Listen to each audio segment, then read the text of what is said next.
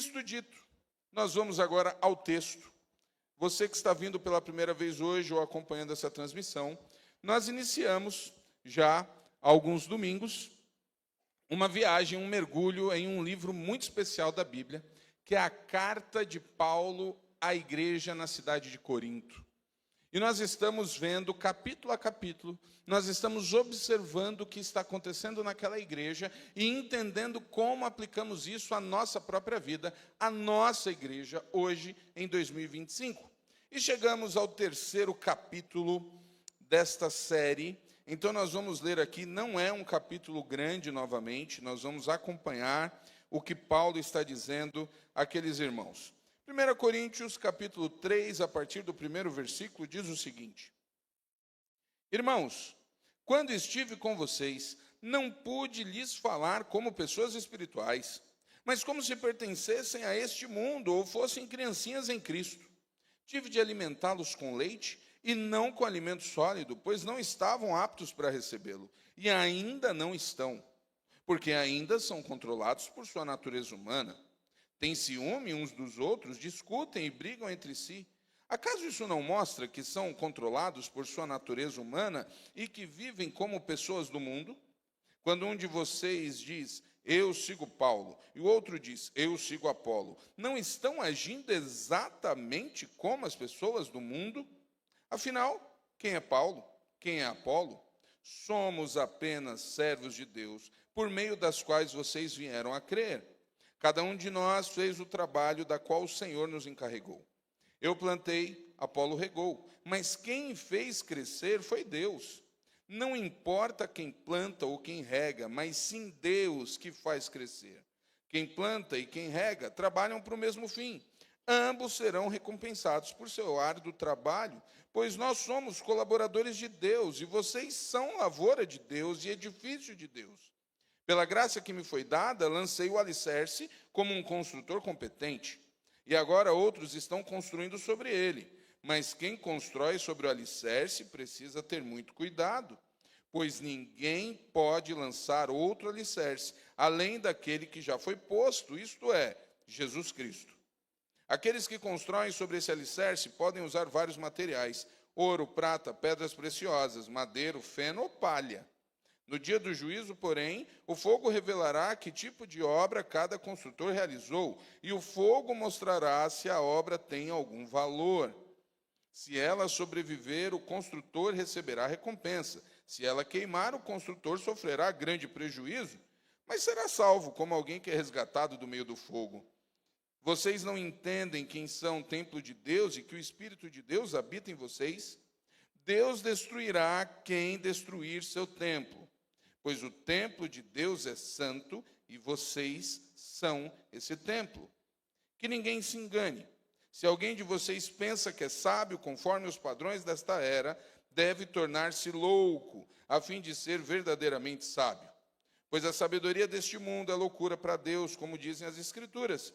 Ele apanha os sábios na armadilha da própria astúcia deles. E também, o Senhor conhece os pensamentos dos sábios, sabe que nada valem. Portanto, não se orgulhem de seguir líderes humanos, pois tudo lhes pertence. Paulo, Apolo ou Pedro, o mundo, a vida e a morte, o presente e o futuro. Tudo é de vocês. Vocês são de Cristo e Cristo é de Deus. Amém. Terceiro capítulo de algo que Paulo está aqui destrinchando. Então, qual é a grande questão que nós encontramos na igreja de Corinto? É uma igreja de uma cidade incrível, é uma igreja com pessoas dinâmicas, inteligentes, pessoas que são de fato e que se destacam, mas é uma igreja carregada de muitos problemas. Paulo passa por aquela cidade, planta a igreja, e com o passar do tempo, esta igreja começa a tomar vida própria, e eles começam a tomar um entendimento muito curioso.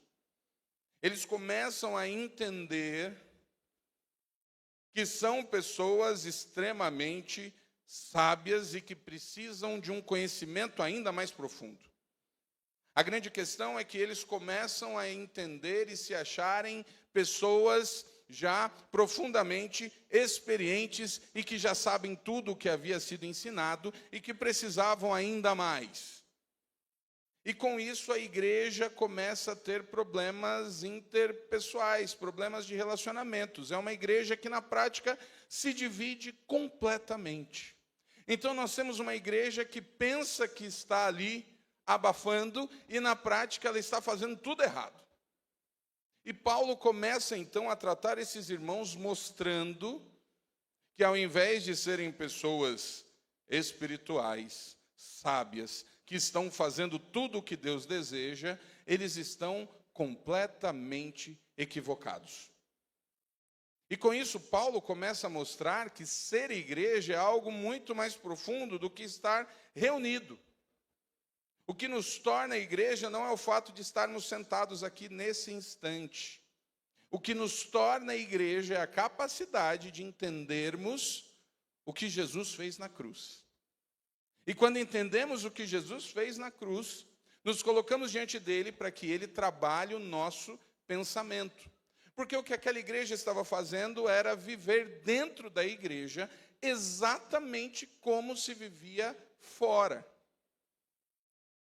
Então o grande desafio e o que Paulo começa a tratar naqueles corações é que se você é igreja, se você de fato se diz crente, se você entendeu o que Cristo fez na cruz, se você se arrependeu e se você se disponibilizou a servi-lo, você não pode ser como era antes. Simples. Porque a cidade de Corinto tinha como cultura a divisão de grupos. Era uma cidade extremamente politizada. Era uma cidade onde o discurso valia muito. Era uma cidade onde as pessoas literalmente se identificavam com líderes, com pensamentos e os seguiam. E a partir do momento que você tem um líder, a partir do momento que você assume um discurso, a partir do momento que você tem uma ideologia, as outras passam a ser rivais. Essa é a lógica. E Paulo não está criticando o que está acontecendo fora.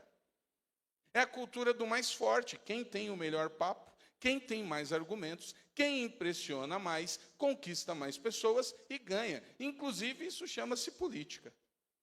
É assim que a sociedade vive. Essa é a lógica. Esse é o costume. É isso que acontece no meio da sociedade. Só que o que Paulo está lembrando aqueles irmãos é que agora vocês não são mais assim. Ou não deveriam ser. E o que acontece dentro da igreja é que eles passam, então, a eleger líderes que provavelmente se pareçam mais com o seu estilo. E começam, então, a usar dessa desculpa para se distanciar dos outros. E é aí que Paulo entra. E no segundo capítulo, Paulo fala: o grande problema de vocês é que vocês não conseguem pensar com a lógica da cruz. Falei sobre isso na semana passada. Você que está acompanhando pela primeira vez essa série, pode procurar ali que as mensagens estão registradas. E o que Paulo está ensinando àquela igreja não é só para aquela igreja. Porque a grande questão que envolve a nossa vida hoje, em 2025, é a mesma. Os nossos problemas, eles estão de maneira muito simples. E veja bem, eu estou dizendo que é simples, eu não estou dizendo que é fácil. São coisas diferentes. O fato de ser simples algo não significa que você consegue fazer ali com tranquilidade. Mas a raiz dos nossos problemas, nós acabamos de ter um momento de oração. E eu sei que muitas pessoas se encaminham para a igreja como fruto de uma angústia, de um problema pela qual estão passando. E isso é legítimo. E todas as vezes que você atravessar uma tempestade, realmente é Deus que você precisa procurar. Está certinho. Mas o fato de procurarmos Deus não significa que teremos as coisas acontecendo como nós queremos. São coisas diferentes. O fato de Deus andar ao nosso lado não significa que Ele vai fazer o que nós queremos. E onde entra o grande problema? É porque quando nós entendemos que a coisa mais importante que Deus fez por nós é a cruz de Cristo, todo o resto diminui. E a grande questão é que mesmo como crentes, cientes disso, imersos no nosso dia a dia, na nossa dificuldade, a cruz de Cristo parece ficar pequena. A cruz de Cristo parece ficar menor diante de um desafio que eu tenho e quero muito e não realizo. A cruz de Cristo parece não servir diante de uma batalha da qual eu não consigo ter a vitória que eu queria. E o fato de sabermos que Deus está conosco parece não aliviar a nossa ansiedade ou o nosso desespero para termos as coisas como tanto queremos. E é isso que Paulo está falando. Enquanto você não entender isso, enquanto a cruz de Cristo não for suficiente, você como crente não amadurece. Aqueles irmãos tinham tanta necessidade de conhecerem algo mais profundo, de acordo com a filosofia, que eles não se contentavam com o que Paulo havia ensinado a eles. E isso aqui é impressionante. Paulo faz essa divisão e ele diz algo, e Paulo está sendo muito específico ali. Paulo está agindo na central do problema e está mexendo com o orgulho deles. Porque eles se julgam pessoas muito inteligentes. Eles se julgam pessoas capazes de descobrir as coisas mais profundas. E na primeira parte desse capítulo, os primeiros 4 versículos, Paulo deixa bem claro que não, porque Paulo diz o seguinte: quando estive com vocês, não pude lhes falar como pessoas espirituais, mas como se pertencessem a este mundo ou fossem criancinhas em Cristo. Você quer fazer um exercício de como isso pode ser constrangedor ou como isso mexe? Pegue um adolescente e chame de criança. O adolescente vive aquela fase da transição. E se você chamar um adolescente de jovem, ele enche o peito. Chama de criança. Chama de criança. Você vai entender um pouco do que está acontecendo aqui. Aquela igreja se julgava ser muito madura, e Paulo diz: vocês são criancinhas. Vocês não cresceram. E olha que na questão bíblica, ser criança é algo incrível. O próprio Jesus falou sobre isso. Eu lembro de um cântico que a gente cantava na igreja, eu era criança, e eram 2 canções, né? Uma dizia: Jesus foi criança como eu. Esse cântico é bem antigo, então é quem lida com criança, ou quem cantou aí, né? Jesus foi criança como eu, Jesus foi criança como eu. E nossa, como a gente gostava de cantar, porque para a criança dá aquele ar de importância. Jesus foi criança. E um outro cântico fala: como uma criança, assim eu devo ser. Com Cristo em meu viver, irei renascer. A metáfora do Evangelho passa pelo novo nascimento. Ser criança é fundamental na caminhada, porque é aquela questão da confiança, da inocência, de poder verdadeiramente confiar. A criança, quando confia no pai, o pai manda a criança pular, de onde quer que seja, a criança pula. A criança não sabe nadar e nem sabe o que significa nadar. Vê o pai na piscina, ela sai correndo e pula. E quando a gente vai crescendo, é que o senso do perigo vai aumentando, e aí a gente vai ficando com medo. Tá certo. Mas na relação com Deus atrapalha. Porque a relação com Deus vai ficando distante, porque a gente para de acreditar que Deus realmente está fazendo.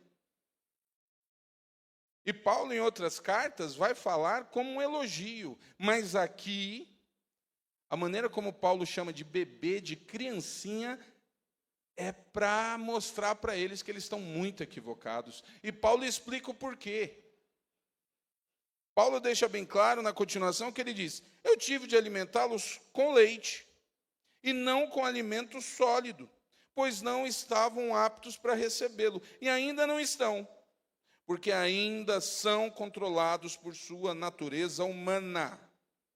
E olha a descrição que Paulo dá por quem é controlado pela natureza humana ainda. Tem ciúme uns dos outros, discutem e brigam entre si. Acaso isso não mostra que são controlados por sua natureza humana e que vivem como pessoas do mundo? Quando um de vocês diz, eu sigo Paulo, e o outro diz, eu sigo Apolo, não estão agindo exatamente como essas pessoas do mundo. Paulo está mostrando por que aqueles crentes não cresceram. Porque, na verdade, o que mostra amadurecimento na caminhada com Deus não é conhecimento acadêmico. Não é o fato de sabermos, em questões de informação, a Bíblia. Tem pessoas que leram a Bíblia 300 vezes e nunca mudaram de vida. O que faz você, de fato, ser um crente que amadurece, também não é o seu tempo na igreja. Porque tem crente que passa a vida inteira na igreja e não amadurece. O que mostra que você, como crente, está, de fato, em uma caminhada com Deus que traz amadurecimento, são as suas atitudes. Parece coisa tão simples, mas que na prática faz uma diferença, sim, porque eles não conseguiam entender. Ele diz, vocês acham que são maduros, mas vocês vivem exatamente do jeito que vocês viviam lá fora. Brigando, se enciumando, lutando para mostrar quem é melhor, quem sabe mais, quem tem a melhor ideia, quem faz mais. Isso não faz sentido. Então, a primeira questão, trazendo para os nossos dias, é uma reflexão sincera do que as nossas atitudes têm demonstrado. Se existe um amadurecimento nas relações humanas. Porque Paulo, no capítulo 2, diz, vocês precisam viver na loucura da cruz. Paulo fica fazendo na carta essa questão de loucura e sabedoria, porque a igreja queria sabedoria humana. Eles eram apaixonados por isso, eles amavam ter o jeito grego de pensar. Então eles queriam aquilo, eles queriam ser reconhecidos pelo intelecto, pelos argumentos que frustravam qualquer debate filosófico. Esse era o sonho deles. E Paulo deixa bem claro que essa sabedoria, que essa lógica humana não tem nada a ver com a cruz, porque o raciocínio da cruz é diferente. Eu preciso lembrar isso sempre. O raciocínio da cruz é o raciocínio daquele que entrega a sua vida por quem está matando, por quem está machucando, por quem está traindo. É completamente diferente. Você até pode se levantar para se sacrificar por quem você ama. Na sua casa, na sua família, seu filho, sua mulher. Dependendo do estágio do casamento, talvez não haja um sacrifício. Talvez seja o contrário, né? Vai que dá certo. Né? Mas pelos filhos, acredito que sim. E se você está bem no casamento, você também se sacrifica pelo seu cônjuge.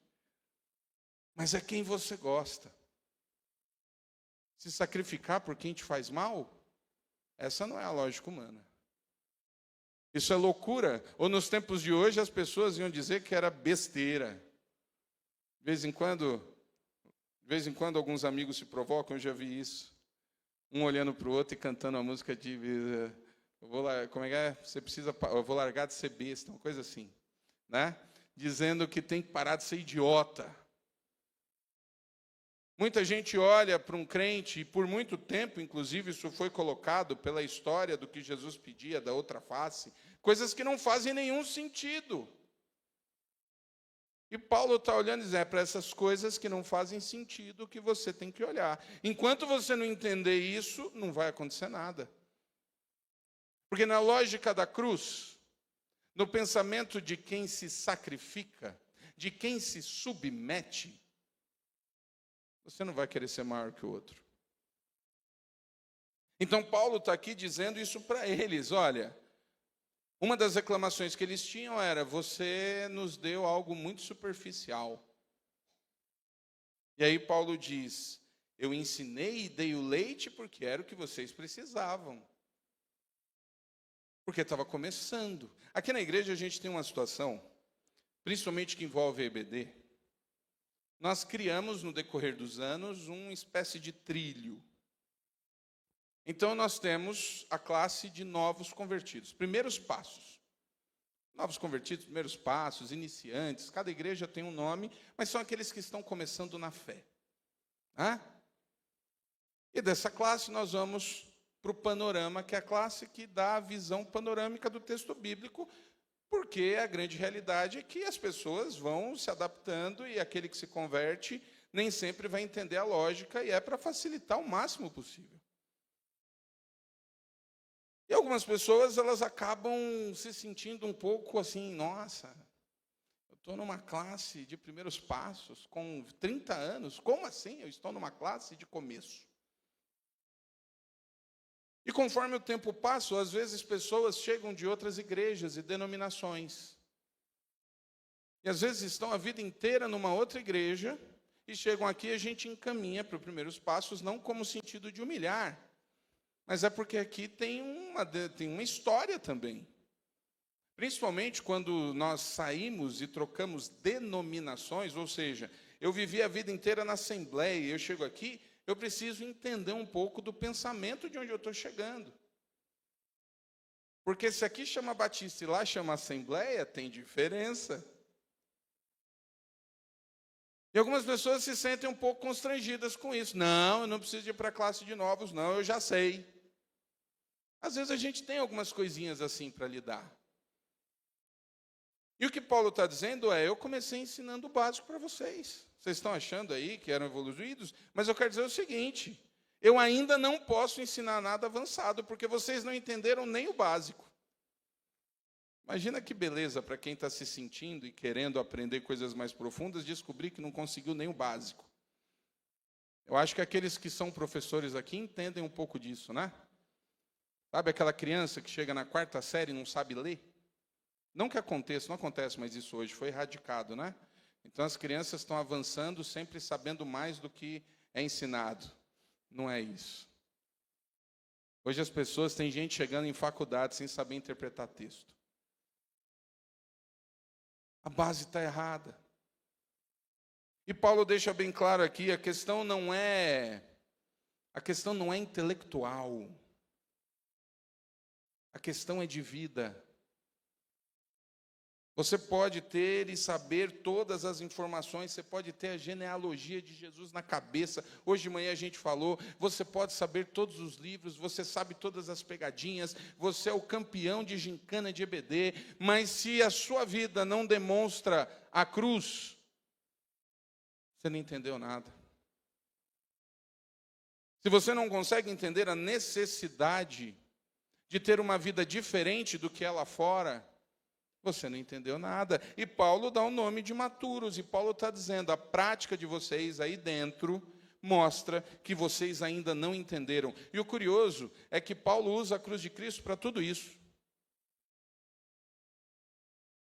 Paulo está dizendo, eu ensinei a cruz de Cristo. E a coisa mais profunda que vocês têm para entender é a cruz de Cristo. Porque a cruz de Cristo apresenta o pecado, a salvação e o que é mais profundo, um novo modo de viver. 2025, numa igreja que completa 30 anos, e aí cada qual tem um tempo que está vindo aqui, alguns estão no primeiro domingo, outros estão aqui há 30 anos. A grande questão é, o que de maneira prática o Evangelho tem feito de diferença na minha vida? Será que, se eu fosse membro da igreja de Corinto, Paulo ia fazer uma observação ali, com exceção de fulano de tal, todo mundo aí é imaturo. Precisamos refletir a respeito da nossa vida. Se ela tem, de fato, demonstrado diferença ou se a gente continua. Porque, de novo, Paulo não está escrevendo para quem está lá fora. Paulo não está profeticamente levantando o pecado da sociedade e apontando o que tem de podre por aí. Paulo está dizendo, vocês, aí dentro, Vocês brigam uns com os outros. Vocês sentem ciúme uns dos outros. Vocês debatem entre si. Então não se iludam, porque dentro da igreja isso pode acontecer e acontece. Porque nós não estamos, é isso que Paulo está querendo colocar. Paulo não está aqui, e esse texto acaba entrando, né? Tem aí algumas discussões na questão sobre o que é ser crente espiritual ou carnal. Aqui não é tanto uma questão de uma nova hierarquia. E eu quero dizer para você, se você escuta a expressão crente carnal e você descansa dizendo, está vendo? Eu também sou crente. Se você olha com isso como um alívio para entender que você pode fazer o que quiser, você está muito errado. Porque Paulo está querendo aqui é alertar, é provocar. Na verdade, para Paulo existe apenas duas categorias. Ou você está em submissão à ação do Espírito, ou você não está. É o Espírito quem vai produzir uma nova vida em você. E se ele não produz, você está em pecado. Ponto. Final. Não tem alternativa. Esse texto não é um texto que está criando uma teologia ou mostrando aqui que podemos ser categorias diferentes de crentes. Não, aqui está dizendo que ou o crente é fiel ou o crente não é fiel. Simples assim. Porque o desespero de Paulo, e eu posso usar essa expressão de desespero porque eu imagino a angústia dele, era ver uma igreja que ele amava se perdendo. Porque no desejo de fazer melhor, no desejo de fazer de acordo com a própria vontade, aquela igreja estava perdendo a essência. Aquelas pessoas estavam fazendo algo completamente diferente. E é por isso que Paulo vai mostrar aqui os papéis, para que a igreja volte. E é interessante que Paulo não está aqui destacando um grupo e dizendo que são só alguns. Paulo está falando para todo mundo, sabe por quê? Porque quando a gente vive numa comunidade, mesmo que nós não façamos as coisas, nós somos afetados. Mesmo que eu não tenha o pensamento que está gerando determinada divisão, em algum momento isso vai chegar para mim. Em algum momento eu tomarei um partido. Pelo entendimento de ter que fazer a coisa certa. Então, eu entendo que, da parte de Deus, eu preciso tomar esse posicionamento. Então, todo mundo é afetado. Não tem o escape, ou dizer, não, eu estou... Tanto que eu falei na semana passada, na verdade, no primeiro capítulo, quando Paulo coloca lá a questão, né, dos partidos que tem, porque alguns diziam que seguiam Paulo, outros Apolo, outros Pedro, e tinham aqueles que diziam, eu sou de Cristo. E num dos comentários que eu li, eu até dei risada, porque ele coloca assim, provavelmente os seguidores de Paulo eram os mais chatos. Porque estavam ali na letra, né, em tudo que Paulo tinha falado. Isso provavelmente trouxe uma certa irritação. E provavelmente os piores eram aqueles que se diziam seguidores de Cristo. Porque provavelmente eles traziam um ar de espiritualidade. Provavelmente existia aquela questão espiritual de ser melhor do que os outros. Porque quando você joga a figura de Jesus para isso, você está jogando uma questão espiritual, você está dando uma carta mais alta. Porque a lógica da disputa é querer ser mais que o outro. Eu sou de Paulo, Apolo é muito melhor. Você gosta de Apolo porque você não ouviu Pedro. Agora, quando alguém fala e vira, eu sou de Jesus. Truco. Acabou. Não tem jeito. E se de fato alguém ali fosse de Cristo, não entraria nessa questão, nem para dizer que estava servindo a Jesus. Porque ele não ia querer aumentar a divisão. Então precisamos entender urgentemente o quanto a nossa prática mostra se estamos de fato ou não seguindo a Jesus. E aí Paulo começa então a dizer, quando ele fala, afinal quem é Apolo? Afinal quem é Paulo? Somos apenas servos de Deus por meio das quais vocês vieram a crer. Cada um de nós fez o trabalho do qual o Senhor nos encarregou. Eu plantei e Apolo regou, mas quem fez crescer foi Deus. Não importa quem planta ou quem rega, mas sim Deus que faz crescer. Quem planta e quem rega trabalha para o mesmo fim. Ambos serão recompensados por seu árduo trabalho, pois nós somos colaboradores de Deus, vocês são lavoura de Deus e edifício de Deus. Então Paulo está aqui dizendo àqueles homens, não faz sentido as pessoas brigarem dentro da igreja por causa de pessoas. Não faz sentido.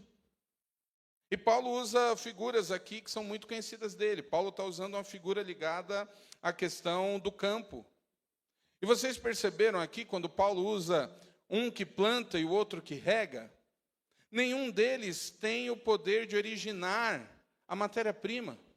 Quem planta não gera a semente vem de Deus. Até para plantar dependemos dele. O que é que eles plantam? Aquilo que o Senhor dá. A semente vem dele. A semente não é de Paulo. Não é Paulo que gerou a semente. E o que rega? Rega com a água, que também não foi ele que criou. No final das contas, todos estão trabalhando com o mesmo fim, para a mesma obra. Então Paulo está dizendo, não tem ninguém melhor do que ninguém aqui. Não faz sentido. É o Senhor quem gerencia. É o Senhor quem de fato está escolhendo e definindo, ele fala sobre isso. Então a questão no papel ali da agricultura é cada um entender e fazer o que o Senhor lhe pediu. Cada um de nós tem algo que o Senhor pediu e quer que faça. E ninguém se torna melhor pela simples execução, é isso que Paulo está mostrando. Não faz sentido, porque como dito já, todos os homens são pecadores. É besteira.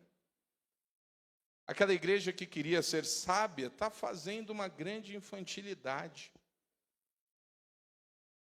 Paulo deixa bem claro sobre isso. Se vangloriar de algo, alguém que está dentro de uma igreja e se torna soberbo por qualquer coisa, está mostrando que de Deus anda longe.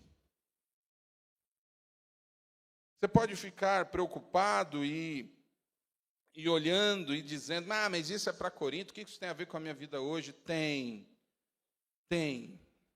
Porque se você anda depositando sua vida, sua esperança em pessoas simplesmente, ou entendendo que a sua vida depende de outra pessoa, você está esquecendo quem realmente manda. Se não entendermos e não focarmos no Senhor, a gente passa vergonha. A gente esquece do que realmente importa.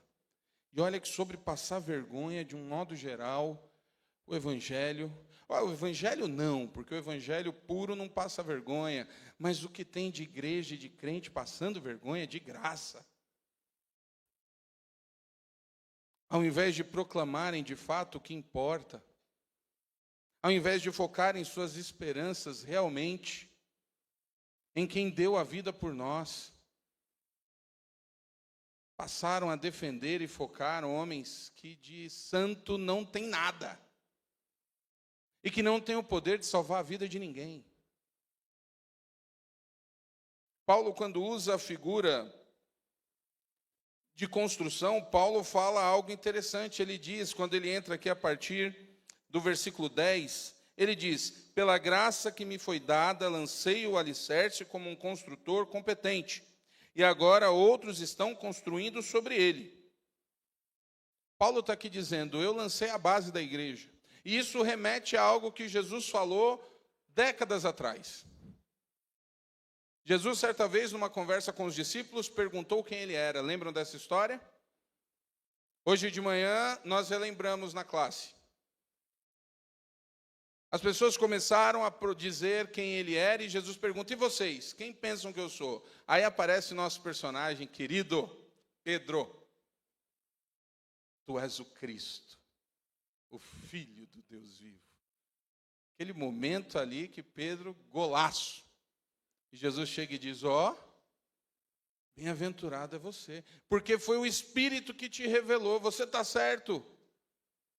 E eu digo, tu és Pedro, e sobre esta pedra eu farei o quê? O que é que ele diz? Lembra do texto bíblico?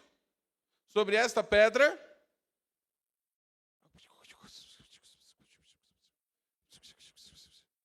Sobre esta pedra edificarei. Quem? A minha igreja. Qual que é a pedra? Hoje de manhã a gente falou sobre esse versículo, que é outro versículo que é tão simples. Gerou um entendimento e uma doutrina completamente equivocada.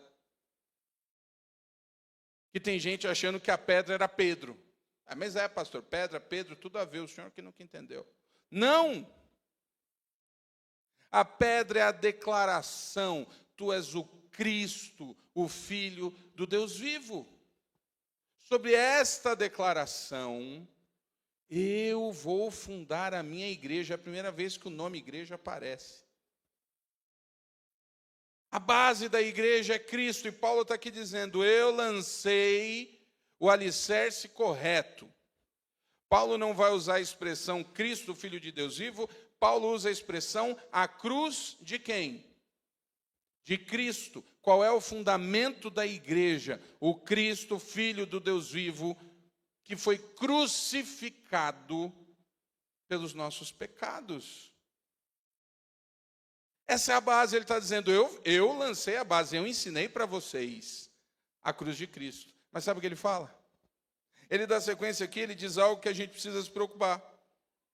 Quem constrói sobre o alicerce precisa, ele coloca aqui, pela graça que me foi dada, lancei o alicerce como um construtor competente, e agora outros estão construindo sobre ele.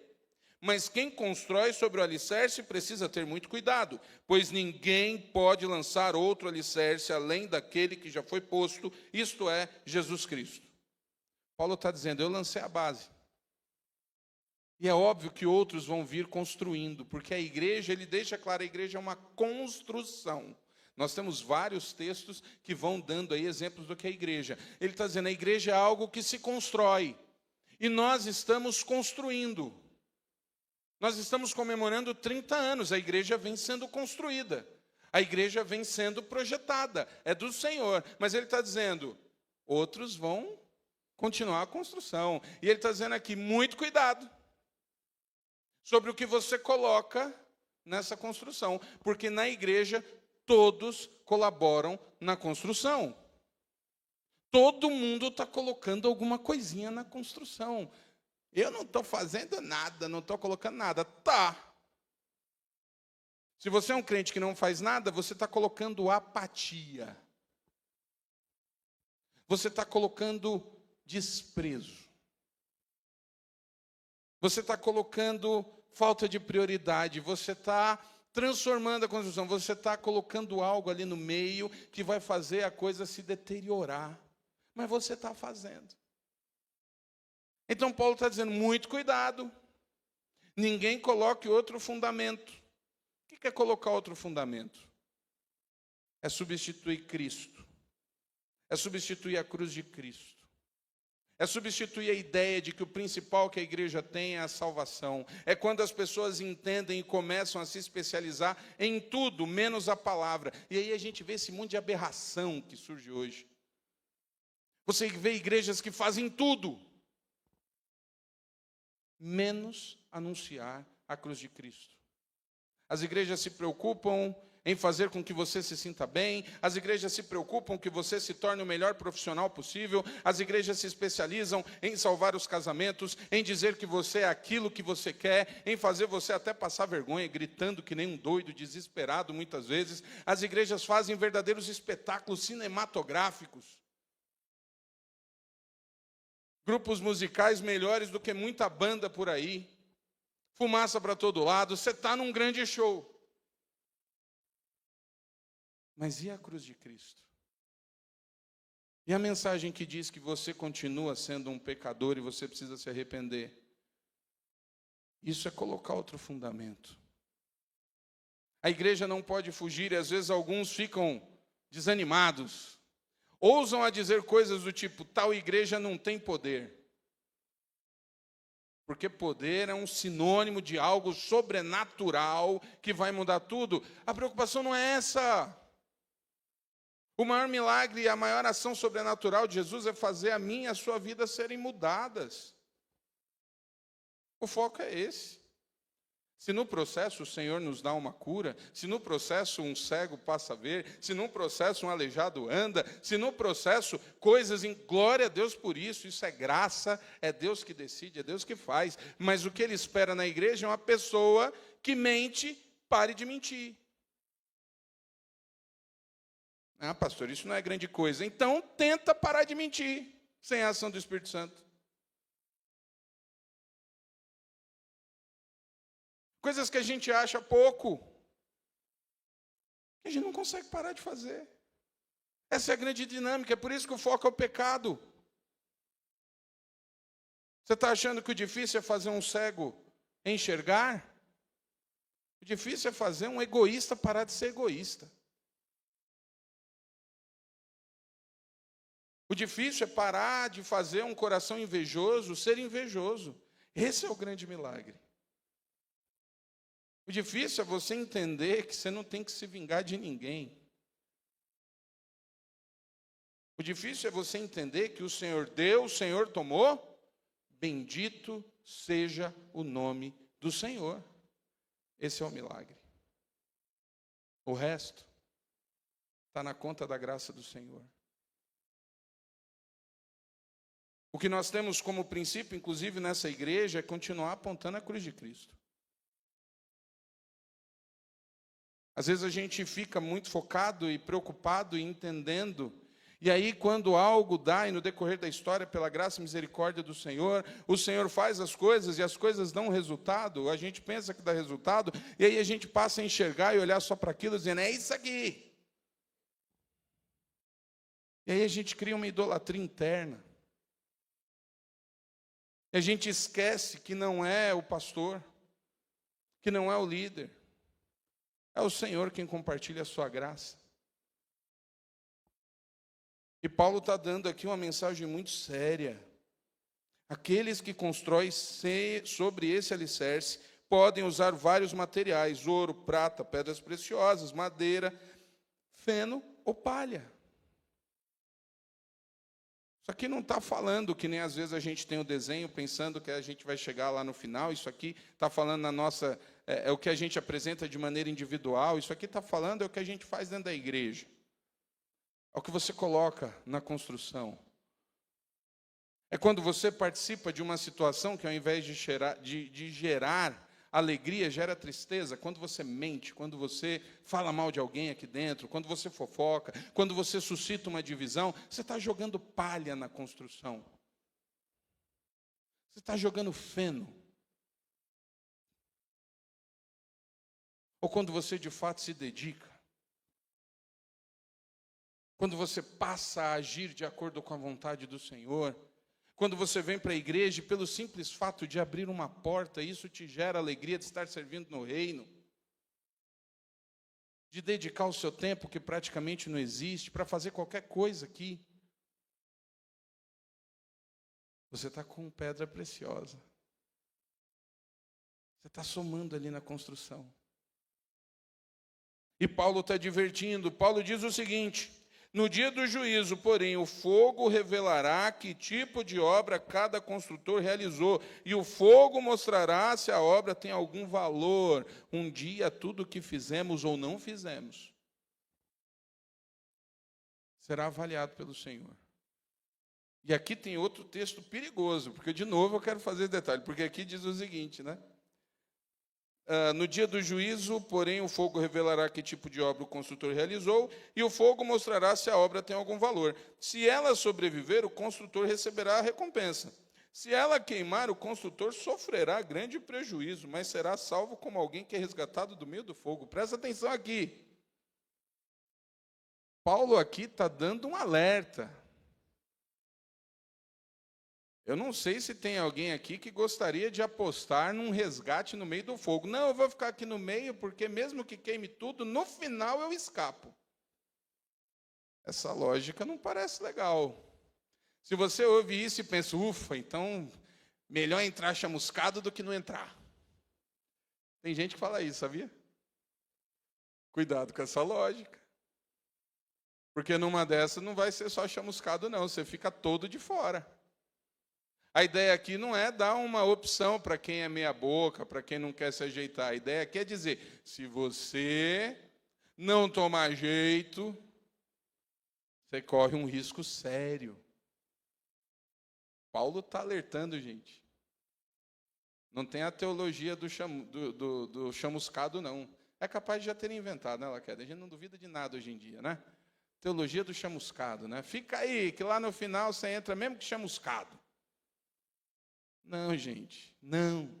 Paulo está dando um alerta incrível para a igreja, ele está dizendo sobre isso.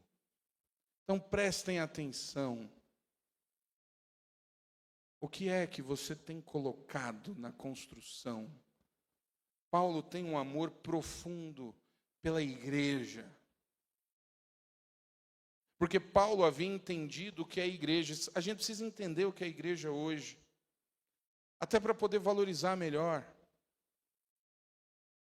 O que Paulo está mostrando a essa igreja, o que Paulo está mostrando a esses homens, porque Paulo começa a dizer, e eu gosto muito de salientar isso, Paulo está falando para um monte de irmão que está pecando. Ele está dizendo que aqueles crentes não amadurecem, e mesmo assim ele está dizendo, vocês são a igreja do Senhor. Porque Paulo havia entendido o privilégio que é ser igreja. Porque Deus decidiu, Deus escolheu agir no mundo através da igreja. Presta atenção nisso.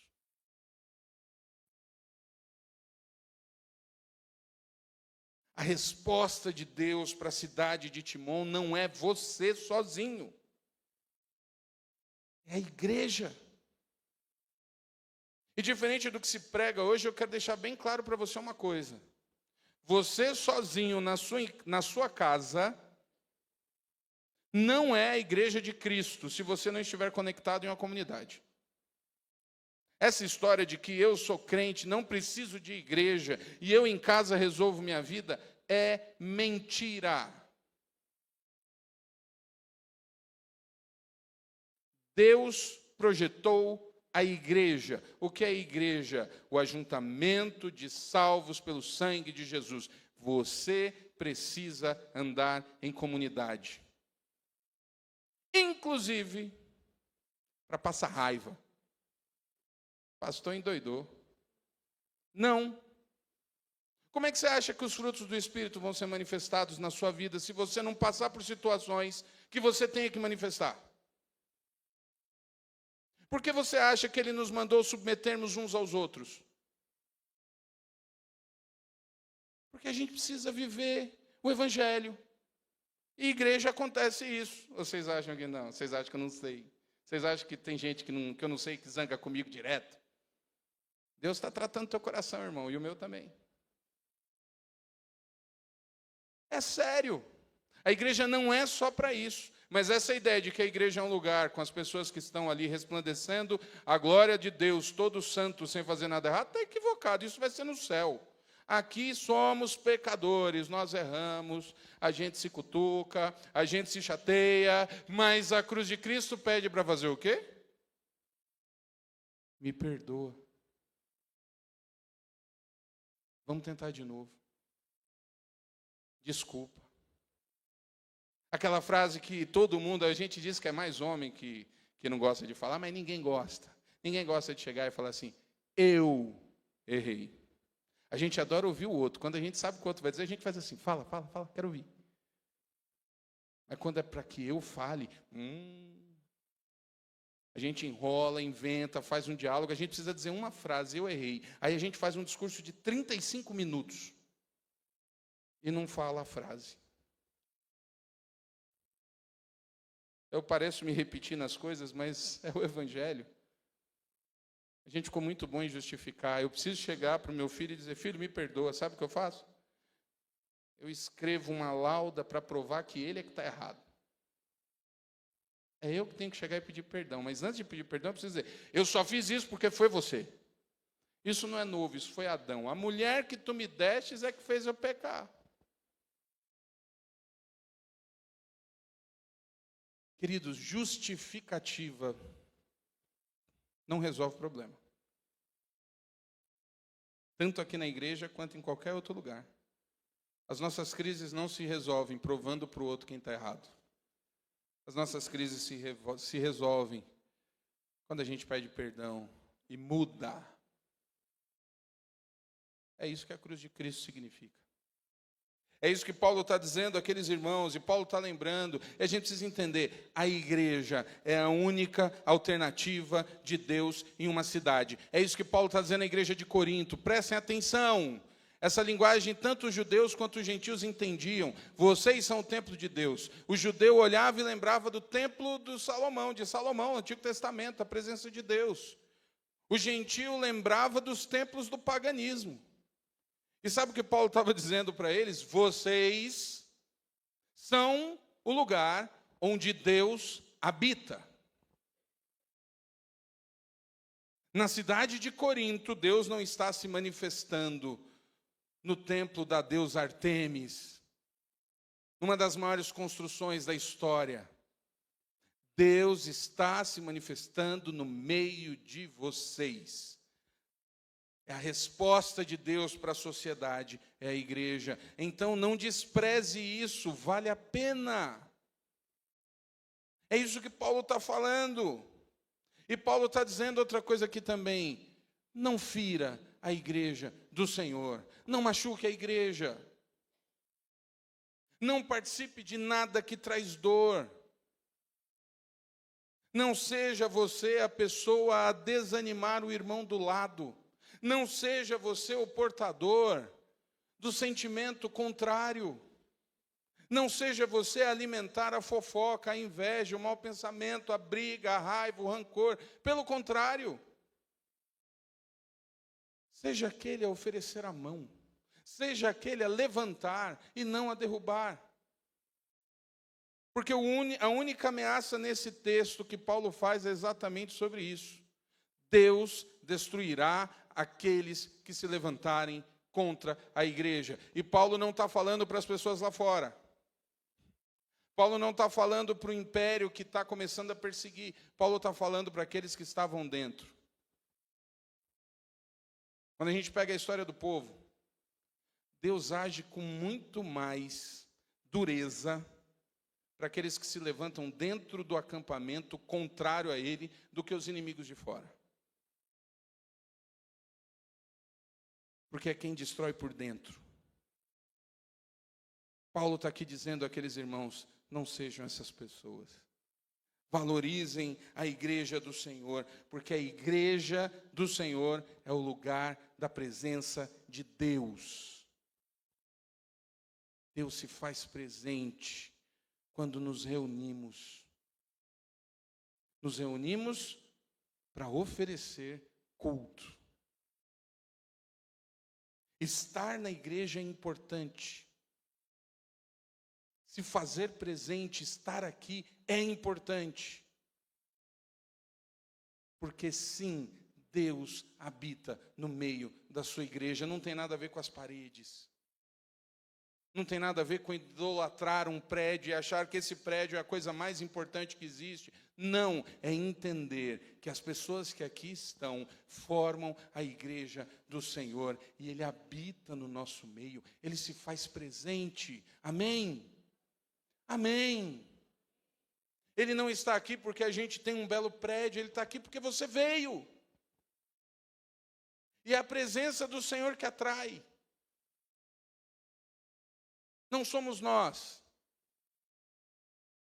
Você que se converteu aqui um dia, você não se converteu porque quem estava aqui é muito bom.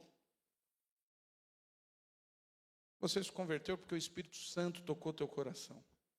Porque a presença do Senhor te atraiu para cá. Porque é Ele, e é o que Paulo coloca, porque dele, por Ele, para Ele, são todas as coisas. Valorize ser igreja.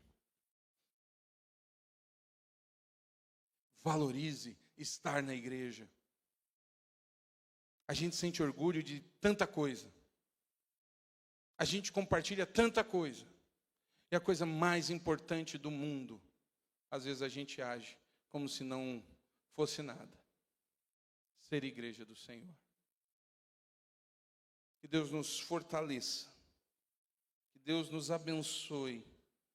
Que Deus nos gere novamente, aqueles que perderam a alegria de ser igreja do Senhor. Feche seus olhos, o ministério de louvor pode subir.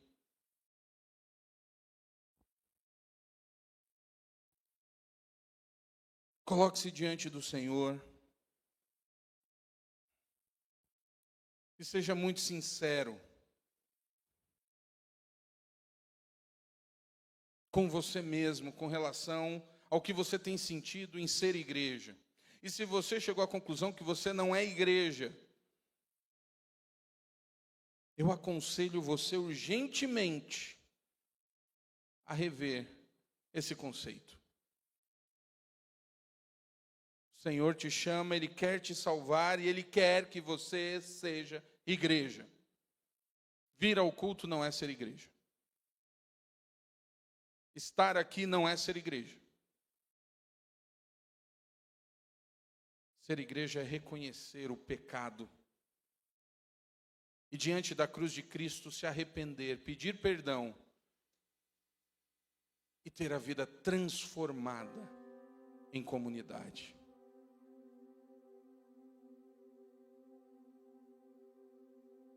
A cruz de Cristo é suficiente para você?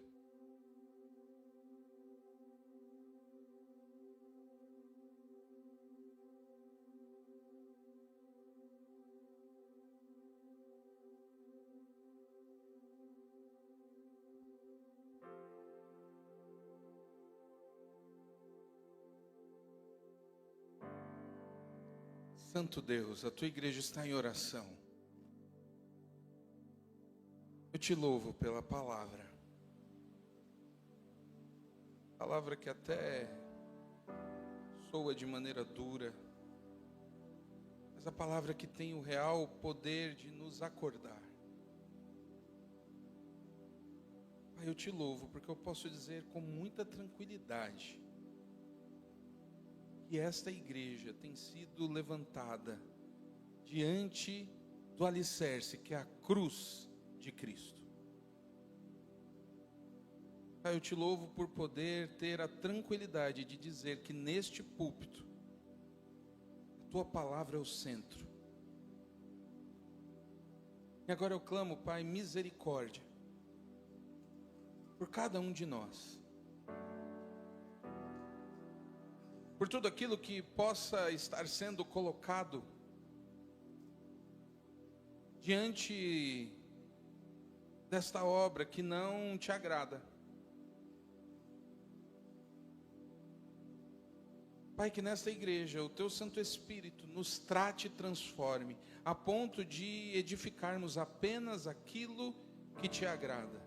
Que essa igreja nunca perca a identidade de proclamadora do Evangelho.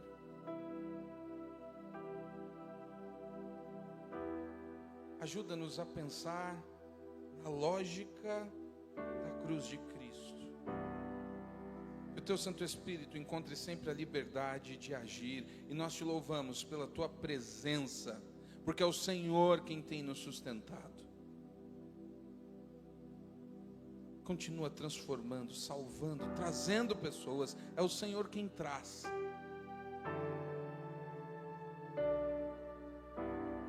Continue edificando a tua igreja, tocando os corações. Assim nós oramos, no nome precioso de Jesus. Amém. Amém. Glória a Deus.